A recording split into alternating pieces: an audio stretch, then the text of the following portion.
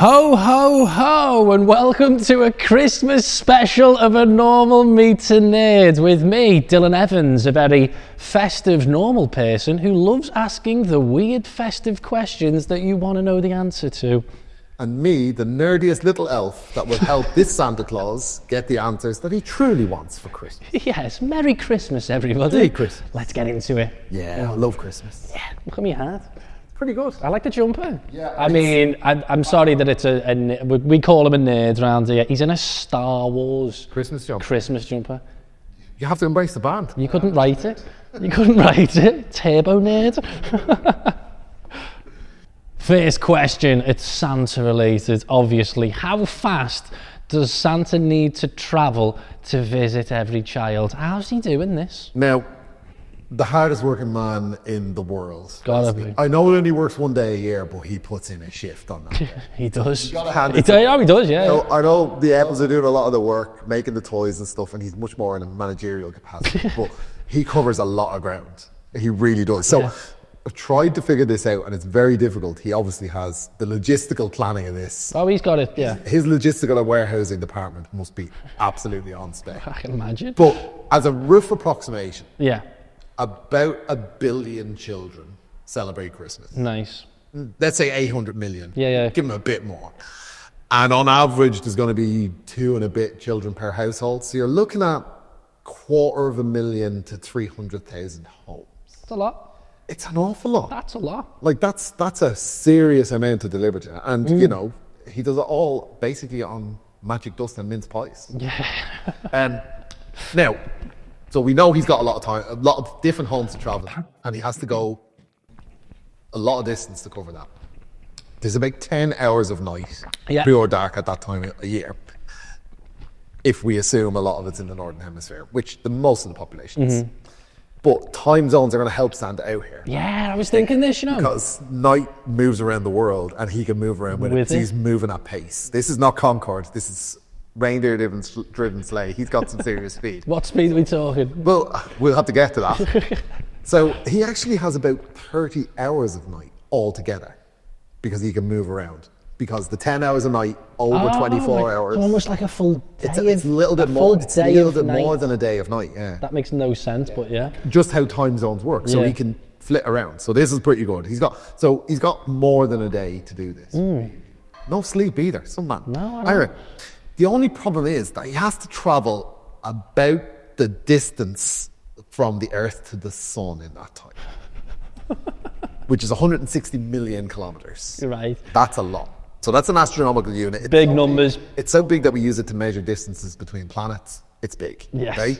So that's a lot of ground to cover. You know, there isn't a black cab driver in the world who's covered that kind of time.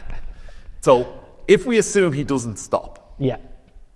Just to figure out the number. So if every time he just goes past the house, boom, let's just say, he's dropping it down the chimneys, he's really efficient. Do you remember Paperboy? Are you a bit too young for that? It used to be a game where you go along Paperboy, you'd be thrown in letterbox. Anyway. Would you grow up in the 20s?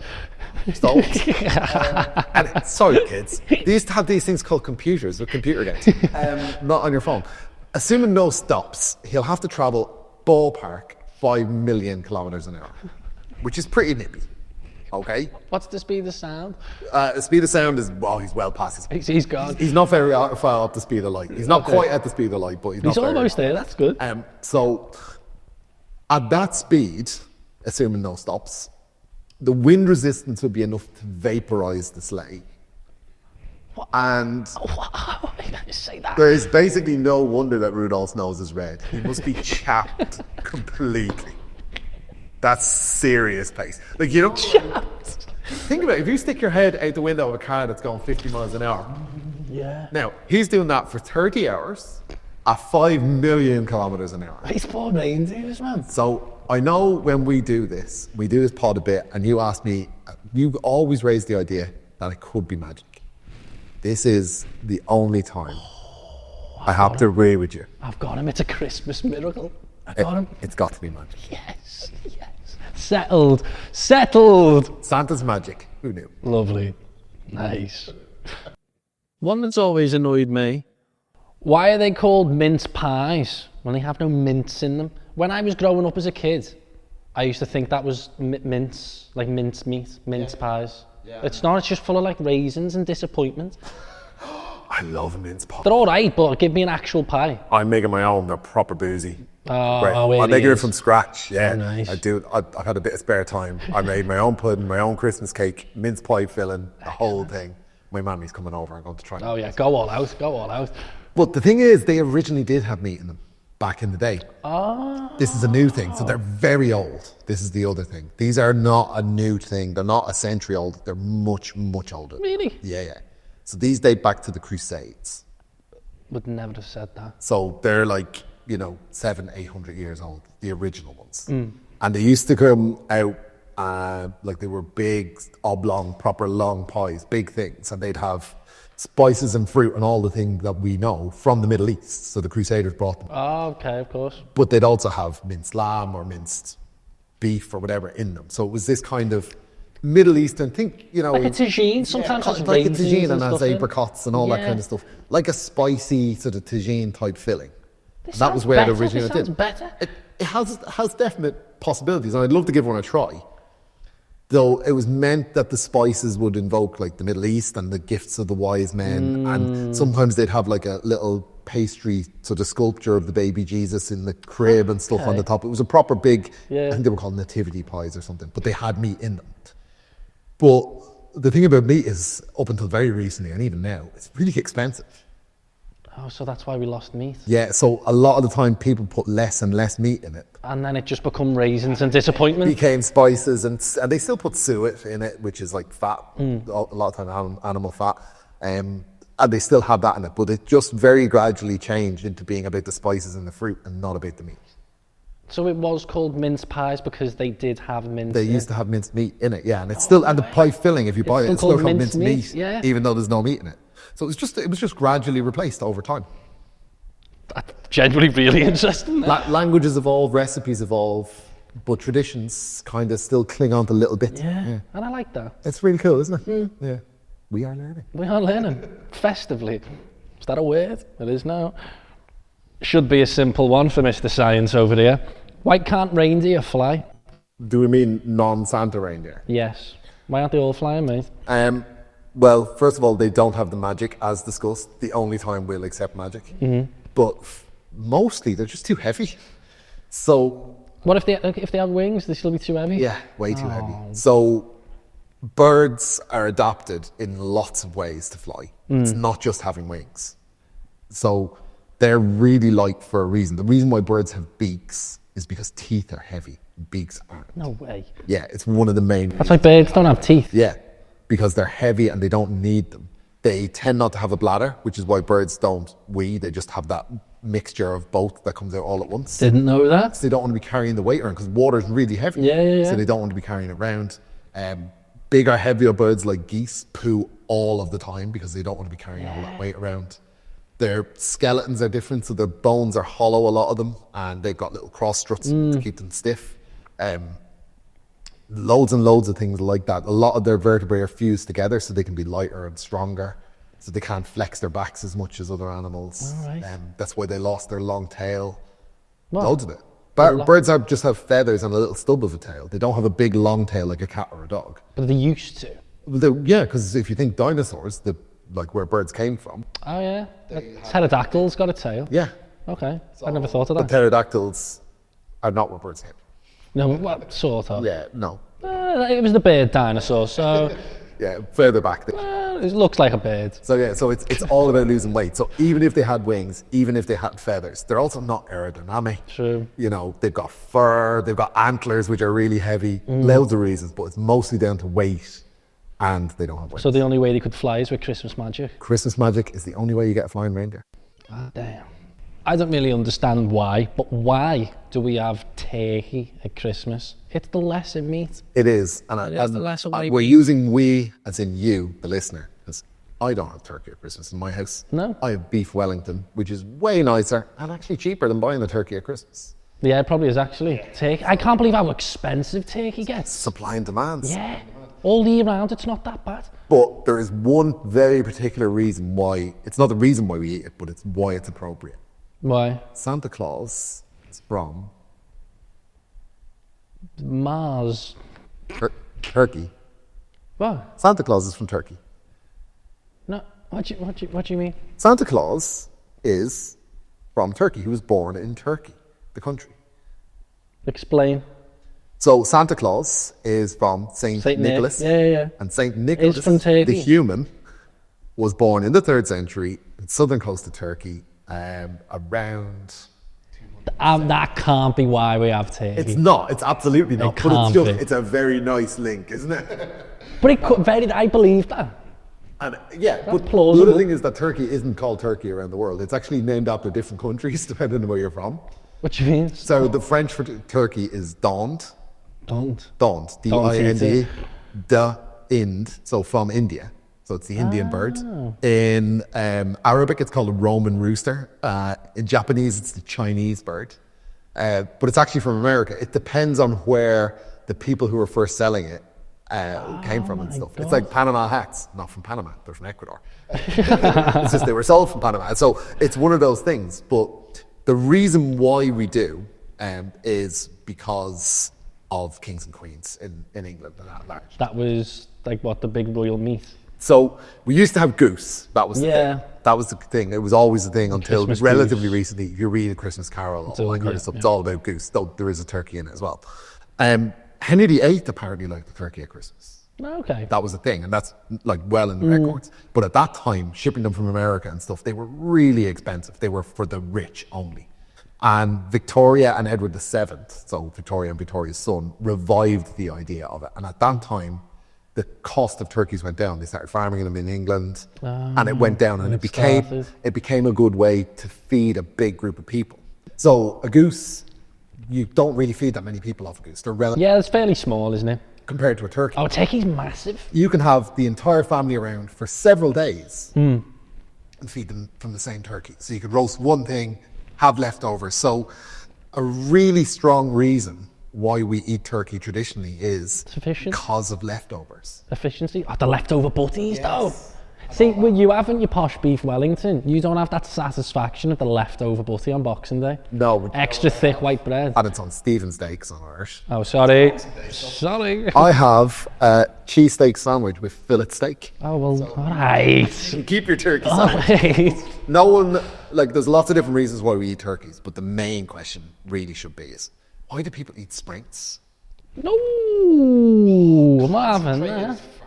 It is, but they're all right. They can be done okay. I'm not here for sprout slander. Sprouts can be sound. The one thing about sprouts is when we were young, when we were a kid and I was a kid, the type of sprout that you got was different. They were much more bitter. The new varieties of sprouts have less bitterness to them and they're sweeter. So they're genuinely nicer now. I still don't like them though. They're all right. I don't get why we don't have pigs in blankets all year round. That's my big question. That should be on a roast regularly. If I am making sprouts, I'll fry them in bacon. Bacon, oh yeah, we've said. Chestnuts in there as well, a bit of chestnut action. I might do that. There you go. Some tips, some cooking tips on a normal meat and nerd. Santa's from Turkey and we eat turkeys at Christmas. Coincidence? Yes, it is actually a coincidence. This one it's annoyed me. Why do you need ID to buy crackers, Christmas crackers, but not mince pies that literally have alcohol in them? Why can't I buy a Christmas cracker? I know, this annoys me as well, and I was mystified last year when I went to buy Christmas crackers and I had to show ID. Do I look like I'm under 16? Well, if you pull that face, maybe. The mince pies one is easy because there's almost no alcohol left in them. Okay. So each mince pie has about half a teaspoon of brandy in it per mince pie. And it's cooked. So the pie filling is cooked and alcohol evaporates at little over 78 degrees. So if you're boiling something at 100 degrees, It's gone. most of the alcohol's gone. gone. And then it's baked afterwards and a lot of it goes down. So there's minimal actual alcohol. You get the flavour of the brandy, but very little alcohol. But crackers have a very, very small amount of gunpowder in them. That's what makes the bang. Gunpowder? That's what makes the bang. Have you ever took one out? Yeah. Like a little So there's a little smear of gunpowder and a rough surface that pulls it and sparks it. gunpowder. And in theory, if you got enough Christmas crackers, you could like harvest the gunpowder and, you know, make an explosive. Now you would need the patience of a saint and vast amounts of crackers. But in theory, it can be done. Nah, if you put loads of them strings together, that would make A big bang, yeah. actual And if you got like 5 or 6 boxes and you scraped them and put them into a tight container, you could actually make quite a loud bang. So There's a very good reason. They It's are got dangerous. explosives in it. They're not dangerous in themselves. Explosives at Christmas dinner? This is nuts. And it's not just from the sprouts. This next question is a bit ridiculous. Did Jesus hate having his birthday at the same time as Christmas? Only one present. I know we like to do this for a laugh for the Christmas episode, but this is probably our most ludicrous question, yeah. Did he hate it? But there's a load of things in here you're not going to like. Oh, God. Like, Jesus was not born in December. Oh, see, all of this confuses me, because wasn't July not a thing? Isn't July Julius Caesar or something? Yeah, it was probably sometime in the spring. So the thing about Jesus is, whether you believe Christianity, whether you believe he's God or not, there's records of the time he was alive and around the time he was alive. So we know certain things about fixed dates. And it's way more likely he was born probably in and around March or April. Right. Not only was he not born in December, he probably was born in 5 BC. Yeah. He was probably born 5 years before Christ. Our dating system is wrong. So the original dates for, year one were kind of miscalculated. So we know when King Herod, who features heavily in the nativity scene, we know when he was alive. He was dead in year one. Okay. So it was probably sometime between 3 and 5 BC. So the date, the month is wrong, the year is wrong. They probably moved it. Yeah, this is what my next question was going to be. Why is it now then? There's a couple of reasons. One is that Christianity adopted a lot of stuff that pagan religions used. Okay. A lot of stuff. And one thing that's very difficult to tell people is, that big party you have every year? Well, you can't have it anymore because. Oh yeah. So there was lots of different midwinter festivals. Okay. So Sol Invictus, which was the sun worshipping one, Saturnalia was the Roman one, lots of different ones. Right. And there's a big school of thought that they just took over those and said, we're going to celebrate it just different. And a lot of Christmas traditions are meant to stem from that, like bringing in evergreen boughs and all that kind of stuff. It's a very midwinter kind of tradition. But there's a lot of people who argue against that as well. Another thing is that the Feast of the Annunciation, so the announcement to Mary that she was pregnant, is in March. It's on the 25th of March. And 9 months after the 25th of March is 25th of December. So that matches it up. But a lot of this was organised a long time after Jesus had died, like in the church. So the modern date for Christmas being in December really only happened in about the 4th century. No, that's still quite old. So 400 years after he died. I thought you were going to say no. So a lot of it was done under Constantine the Great when Rome officially went Christian. So a lot of that was done. And there's loads of things. Other things like, the shepherds wouldn't have been out with their flocks in the winter. That's a valid all that kind of stuff. But yeah, there's a lot of fixed dates that we can try and work around, but nobody really. No, I take it with a pinch of salt, because I don't get why Easter moves every year. That is one of the. We would need an entire podcast. When I found it out as a kid, I was like, "He's messing. This is meant to be the day he rose." They did it by fixing it from the phases of the moon. So it's a certain number of full moons. It's a Sunday after that, after the Feast of the Epiphany and all. So it's a certain number of things. And it's different Christian religions have different Easters as well. Yeah. Yeah, so it's a confusing one. It is a movable feast. Yeah. Okay. This is the big one, isn't it? This is the one that everybody is going to want to know the answer to. And this is going to be a problem. Lock in, people. I'm going to ask you, Dara, is Die Hard a Christmas film? We've got the scientist on the case. No, it is not. It is a film that's set at Christmas. I completely agree. So, I hate this argument. But it's at Christmas. It's got nothing to do with Christmas. It's got nothing to do with the movie. And if they removed every mention of Christmas, the whole plot would still work. So why do people quite literally think it's a Christmas film? Because it looks Christmassy? Yeah, and he says ho, ho, ho, and there's a Christmas party. That's all they've got. Like, The Lion, the Witch and the Wardrobe. I thought we were going to disagree about this is set during World War II. It's not a war film. Just because something's set at a time. That's a really good point. Have that, everyone. Yeah. Suck on that, everyone. It's settled. You could remove all aspects of Christmas and replace it with something else. They could Halloween. And it would still work exactly the same. Yeah. There's no mention, Christmas is not a central theme of the movie. And it has to be. The Muppets Christmas Carol, the greatest Christmas movie only works at Christmas. That's the whole point. But the biggest argument and the strongest argument for why Die Hard is not a Christmas movie is when it was released. This is cast iron. No one can argue against. When was it released? July 1988. It was a summer. It's a summer blockbuster. Bash. No, it's settled. Die Hard is definitively not a Christmas music. E17 had a Christmas #1. It wasn't a Christmas song. Stay now. Yeah. Yeah. Nothing. Hotels and Snow, But nothing to do with Christmas. it. Yeah. Nothing to do with it. Yeah. It's not a Christmas movie. It never was. It was a summer blockbuster, and it was a sequel to a Frank Sinatra detective movie. And Frank Sinatra actually had first offers on John McClane, even though he was like 60 or 70. No way. Because it was in his contract. It's technically a sequel. So it's. And the first one wasn't set. So we've settled that. I thought we were going to disagree. Then this is a Christmas miracle. There's no way they're going to agree. Oh, I can't. People get really wound up about this. I can't wait to see the comments on this. I want definitive reasons why a summer blockbuster that could be set any time of year and still be the same movie is a Christmas movie. That's what I want in the comments. Settled. Right, I think Jobs are good. it's time to open the Quality Street, get some mince pies, bit of Pictionary, Bit of any alcohol on the go. Bucks Fizz. Now that Feast of Facts is over. Yeah. So I think we just need to wish everyone a happy Christmas. Yeah. Everybody listening right now, Merry Christmas. And see you for a very normal or nerdy New Year in a few weeks. Yes. Thank you for listening. See you soon. Bye.